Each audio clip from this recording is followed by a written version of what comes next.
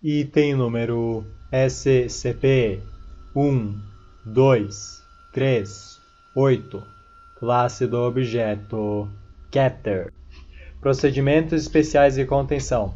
Todas as colônias selvagens de SCP-1238 devem ser destruídas o mais rápido possível até que 1238 possa ser reduzido e mantido em níveis de população anteriores a de 1850. A Fundação deve manter contato com a Administração Nacional Oceanográfica e Atmosférica e com outros institutos de pesquisa oceanográfica, conforme necessário, para acompanhar os movimentos de 1238 e tentar localizar as entradas aos túneis do mesmo. Qualquer túnel descoberto deve ter sua entrada selada por qualquer meio necessário que não resulte em instabilidade sísmica até que seja desenvolvido um meio de preencher completamente os túneis existentes ou torná-los estruturalmente estáveis. A Fundação deve monitorar a atividade sísmica dentro da Zona Ouro em todos os momentos, para indícios de construção de túnel novo ou evidência de que o evento 638-MU34 é iminente. Sempre que possível, as pessoas que vivem acima dos túneis conhecidos devem ser transferidas. Nenhum outro objeto SCP, exceto aqueles cuja natureza os torna imóveis, deve ser contido dentro da Zona do Ouro. Nenhum pessoal da Fundação de missão crítica deve viajar, permanecer ou operar dentro da Zona do Ouro, exceto quando necessário para monitorar 1238 ou outros objetos SCP dentro da área. Nenhum membro do Comando O5 é permitido de entrar na Zona do Ouro a qualquer momento. O pessoal cuja cidade natal está localizada dentro da Zona do Ouro ou que tem membros da família imediata que residem dentro da Zona do Ouro são desqualificados de participar da contenção de SCP-1238. Caso o evento 638-MU34 seja determinado a ser iminente, o pessoal da Fundação dentro da Zona do Ouro deve efetuar a evacuação imediata de altos funcionários do governo, pessoal militar e indivíduos culturalmente significativos de acordo com o plano contra IK-638 e para garantir a recuperação e remoção de artefatos listados de valor cultural ou histórico antes de tentar evacuar-se.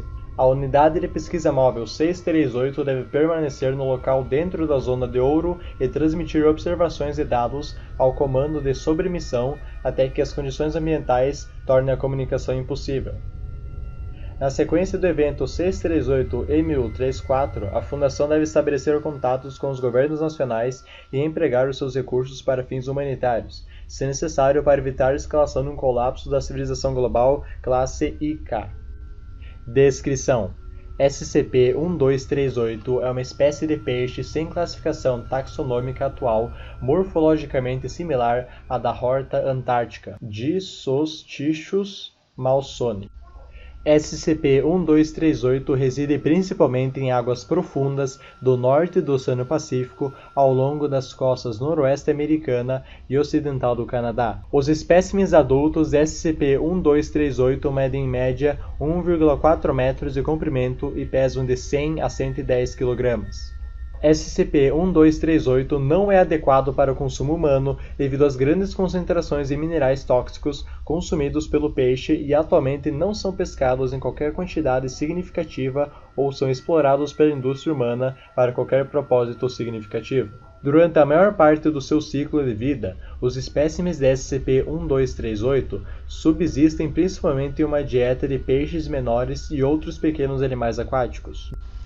Durante a época de desova, que dura desde o início de abril até meados de julho de cada ano, o trato digestivo secundário de espécimes de SCP-1238 sexualmente maduros torna-se ativo, permitindo que os peixes digerem e metabolizem minerais e metais inorgânicos, em particular os depósitos de rocha metamórfica abaixo de uma região do noroeste dos Estados Unidos e do sudoeste do Canadá, designada a Zona do Ouro.